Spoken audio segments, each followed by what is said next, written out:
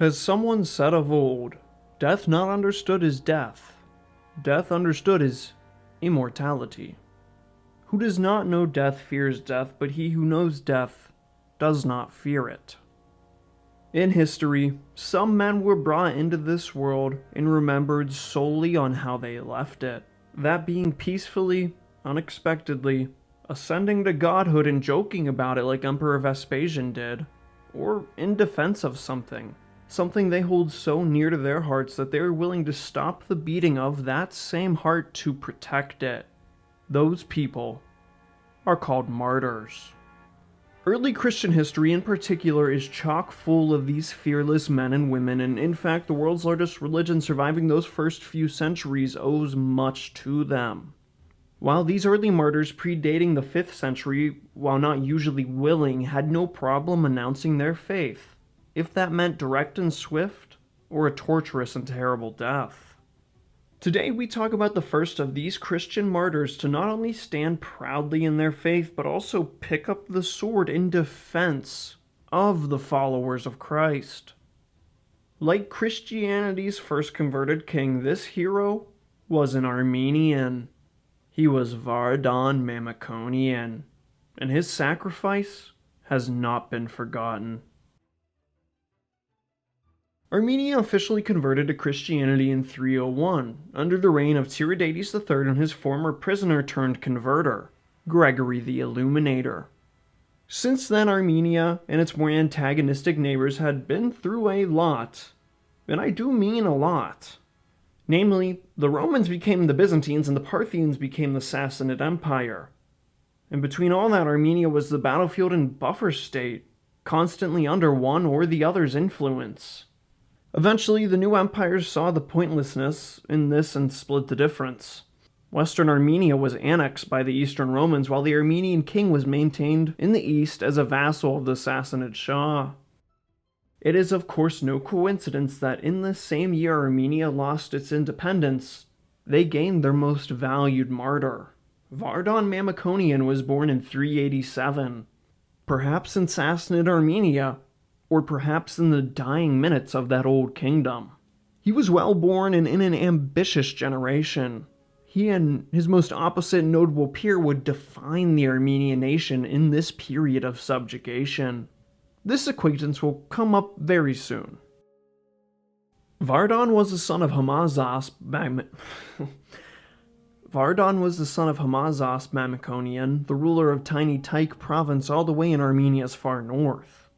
Not only this, but the Mamikonian family were also the hereditary heads of the entire country's military. How the Mamikonians came to occupy this title has been lost to time, as well as their family origin, but one theory does float around still. I say theory because in the 5th century, a well-attested to Armenian historian, Mavsiz Karansti, said that Mamikonians first came to Armenia as exiled nobles from China. Yeah, that probably didn't happen. More likely, but still hard to believe, story is that instead of being Chinese, the Mamikonians were simply vassals of the Chinese. Perhaps Scythians, perhaps Sogdians of the steppe escaping Hunnic onslaught. But Vardan's family tree runs deeper through Armenia in his mother's line. Her name was Sahak Noish. She was the daughter of the brand new leader of Armenia's church as of 387, still Sahak, or Isaac of Armenia. This early form of Armenian Christendom featured a hereditary head of church since the days of its founder Gregory the Illuminator. One of his descendants controlled the church while also being one of Armenia's largest land-owning nobles. Catholicos Isaac had no children but his daughter. This meant that upon his death, his grandson Vardan would receive all of his land. The Mamikonians were now the inheritors of Gregory the Illuminator's bishopric line, and that of the head general. Of course, this is where Christianity finds its first proper battle. Vardan would be the eldest of his siblings, and his younger brothers being named Hamazasp Jr. and Himyak. Vardan and his siblings would be granted the finest education, likely that any generation of Armenians had experienced up until this point. For in 405, the man mentioned earlier as Vardan's opposite generational ally, a young monk named Mesrop Mashtot, in conjunction with Vardan's own grandfather, created the Armenian alphabet and opened the very same school to teach it that Vardan attended. He was the first generation to be able to read or write using the Armenian language. This quickly became a point of nationalist pride. Church services with Armenian translated Bibles for all. No sword was needed yet to fight off the Zoroastrian Empire. The pen was doing just fine. But not all Sassanids can be viewed as strictly enemies of the Armenians and Christendom. In 415, completely unexpectedly, Shapur IV, the Prince of Persia, became the new king of Armenia, and made it a clear intent that he wanted to convert Armenia, but through perfectly peaceful manners. This had previously worked with Parthia with the current ruling Armenian dynasty, the Arsacids, who were just an offshoot of the Parthian house. This Sassanid king ruling over them, this was something the Armenians could compete and win against in their old Christian lands, but also something, as long as words remained true, that they could respect from the Persians. Build a few fire temples, but let us keep ours. Shapur, had he had the chance to become Sassanid Shah, may have just prevented this whole debacle in the first place. After completing his education, Vardan waited until he was 33 until he finally took over the family business. In 420, yes, dates in this story are no coincidence again. Vardan would become head of his family and begin his long journey, not east, but west, showing a diplomatic face for Armenia's newest Grand General. First, in 420, Vardan, along with Mesrop Mashtot, went to Constantinople together to smoke a doobie with Emperor Theodosius II, and believe me, that guy needed it with all he was dealing with. Matter of fact, this guy was geeked during this sculpture. I already know it. Just look at them. Look at them bulging eyes. Despite being a Sassanid vassal, keeping good relations with Rome and, by extension, the Christian world was of state importance. While Mesrop showed off his new alphabet and collected translatable text, Vardan was receiving a new title.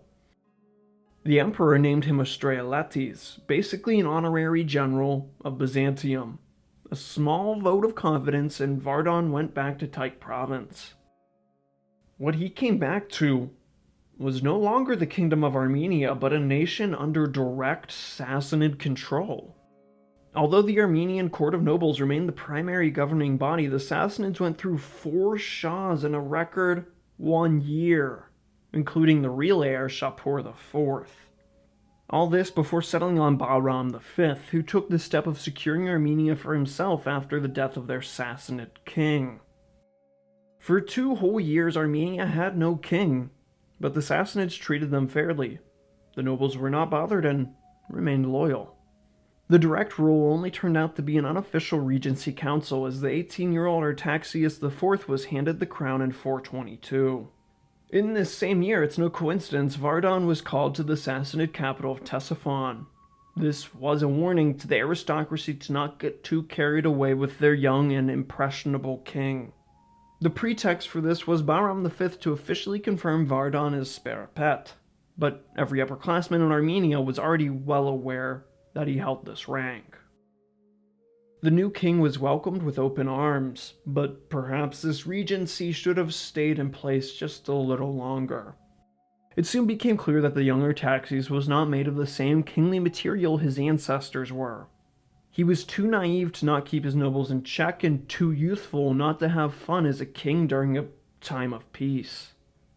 It only lasted 6 years, because in 428 the Armenian nobles, Vardan included, requested the removal of their king. Who was Shah Bahram V not to give these people what they wanted?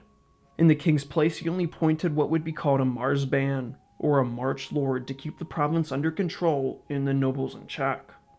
A trusted Sassanid general named V. Mir Shapur would be the first marzban of Armenia.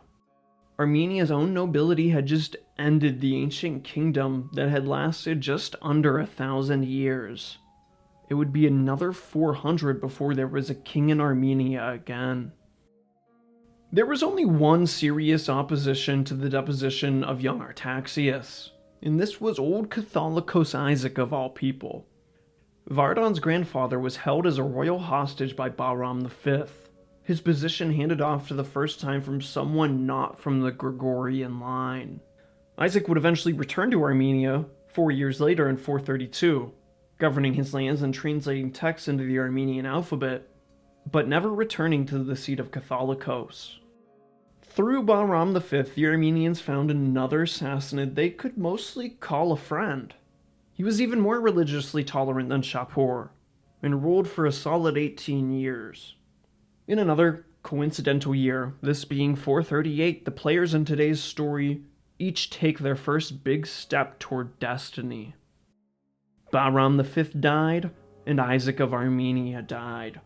Vardan just became Armenia's largest landowner and quite possibly the most powerful man in that country. Shah Yazdegerd III would prove a contrast to his father in many ways. First of all, he was highly intelligent and determined to weaken his enemies and strengthen the empire from within, mainly achieving this through conversion to Zoroastrianism, the state religion. Yazdegerd declared war on Rome almost immediately, ignoring the ongoing war in the east with the Hephthalites, otherwise known as the Huns. Led and instigated by the long-time Grand Vizier who kept his office through the year of 4 Shahs and past the life of Yazdegerd even, Mir Narsi. This guy seems like a real spider, like Varus levels of spider. It was under Yazdegerd where the vizier was given the freest of reins to do what he wished.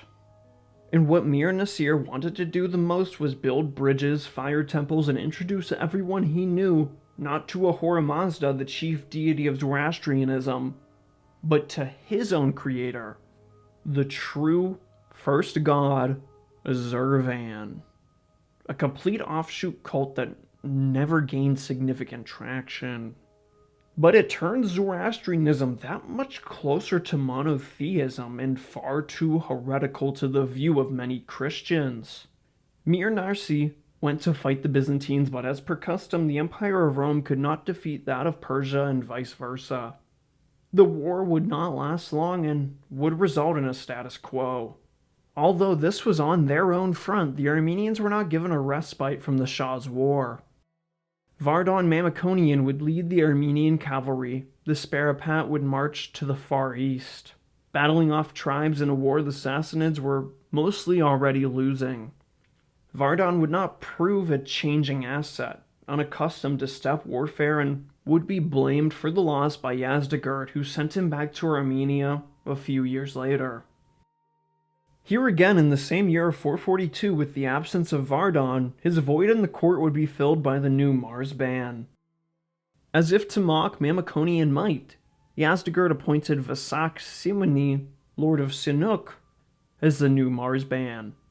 In 446, Yazdegerd really began cracking down on Christian communities in the heart of his empire.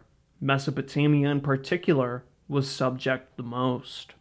Local Christian lords and nobles were imprisoned and stripped of titles if they chose not to convert. The population followed suit. But Yazdegerd did not yet target the Armenian priesthood, perhaps knowing better. In 449, the Shah marched off to challenge the Hephthalites himself, along with the royal army, leaving none other than Mir Narsi in charge of the heartland in his absence, including Armenia. The last remaining Christians at large in the empire could finally find the ways of Zurvan, the creator god. He made an official edict, forcing the Armenian aristocracy to convert to his sect of Zoroastrianism. Vardan, Marsban, Vazak, the clergy, and all the nobility gathered at old Artaxata to decide their faith, and they decided to stall.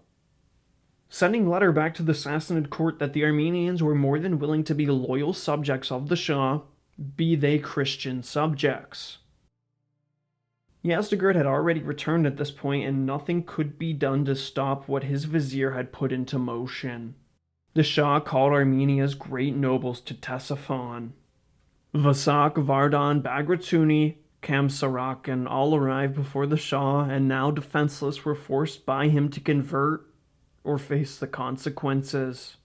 The Armenians renounced their faith that day, returning to their homelands, some accepting their fate, and others, well, they had no intentions at all of actually converting. And the priesthood in particular had quite the problem with abandoning their faith and positions. Quote, "Then the bishops scattered to each one's diocese, to the villages and estates, and to the many castles in the mountainous provinces. They urged the populace to assemble the men and women, peasants and nobles and monks. They exhorted and strengthened them and made them all soldiers of Christ. The church started this rebellion from the ground up, giving way for a popular revolt that now only had the need for leadership. In 450, the Sassanids made camp in Armenia, preparing for the likely, at least somewhat forceful conversions to Zervan. The peasant armies of the bishops simply waited for the Sassanids to make the first move. The Zervanites' first order of business would be shutting down Sunday church service. They would be ambushed as priests and peasants pelted stones from the church and stood with makeshift weapons and crosses protecting the doors. The Diocese of Priest-Levand inflicted a defeat on a professional army that day. This victory inspired many, including Mir Narsi himself. He now took personal command on the Armenian front.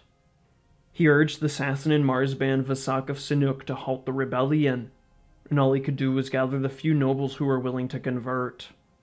Surprising among this number being the Bagratuni, a family that would later become the definitive Christian dynasty of the East. Eventually those nobles, willing to convene with their clergy, and in a desperate attempt to gain allies, wrote letters to Byzantium and the Hephthalites that Vardan had fought and lost to only a few years ago.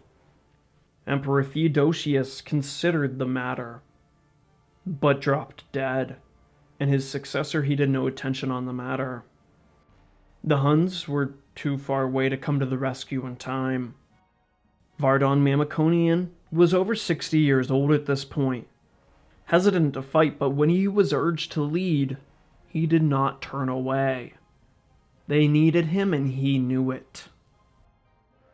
In a desperate attempt to get closer to the Hephthalites in the north and to find more Christians to defend the faith, Vardan and a small expeditionary force were sent to Sassanid Caucasus, Albania.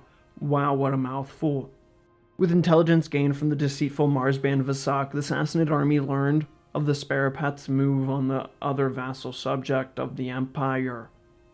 And so Vardan faced the lords of Albania and the Persian army between the tri-state border with Georgia, Albania, and Armenia.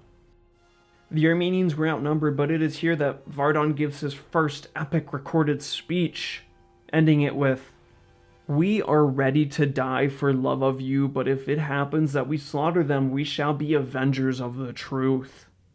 That day, Vardan's right flank commander, Arshavir Kamsarakin, won the battle, plunging headfirst into the enemy lines after the death of one of his own noble friends.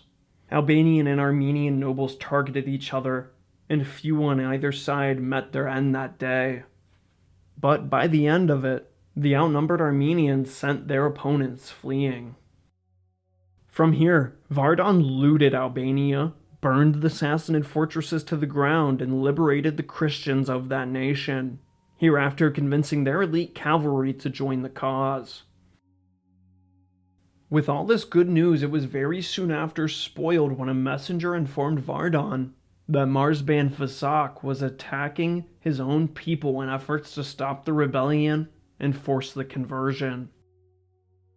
Vardan, horse-laden with loot, returned to Armenia, regathering the nobles of Vasak had spread across the nation. With winter approaching and the campaign season ending, Vardan allowed his soldiery to return to their respective provinces, but to stay on guard and prepare for a renewed offensive come spring. When the snow melted and rivers ran high, Vardan made a concerted effort to attack Vasak the traitor and his possessions in Artsakh. Vardan captured the urban centers and means of food production. Vasak, the puppet of the wealthy Persians, was eating donkeys and horses to survive.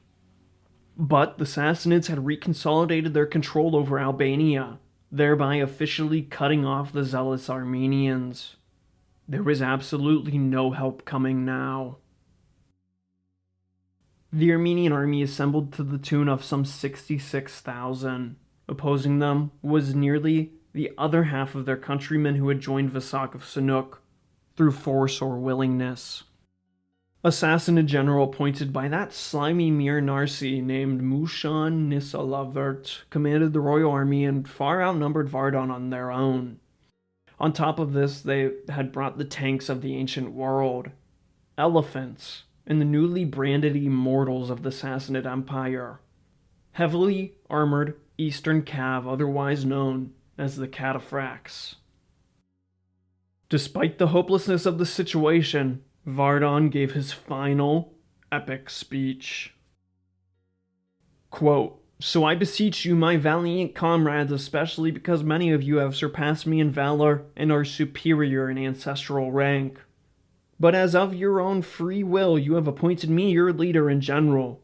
May my words seem sweet and agreeable to the ears of both the greatest and the least.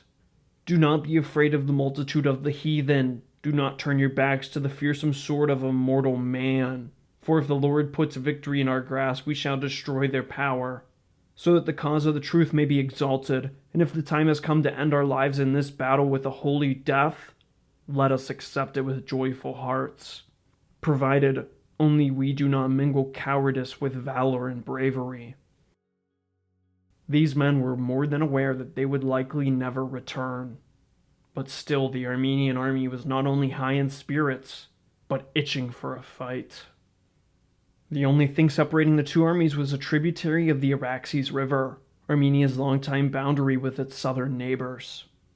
The Sassanids made the first move and rushed their heavy cavalry flank into that of the Armenian nobility on the left.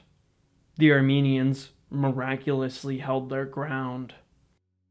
On the whole line, the Armenians crossed the river and were sometimes met in the middle of it by opposing elephants. Despite these beasts of war, the Armenian line pushed past onto the enemy's bank of the river. The only spot of retreat came from the Armenian right flank. Vardan, who held the reserve force with his elite cavalry, blood brother, and in-law Kamsarakan charged at this weak point.